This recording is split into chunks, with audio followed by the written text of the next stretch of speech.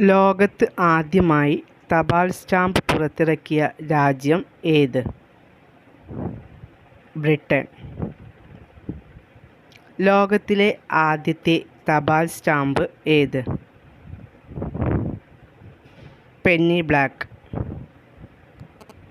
തപാൽ സ്റ്റാമ്പിനെക്കുറിച്ചുള്ള പഠനം അറിയപ്പെടുന്നത്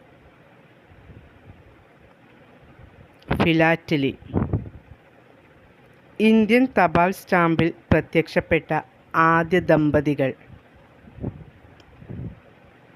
ഗാന്ധിജി, കസ്തൂർബ.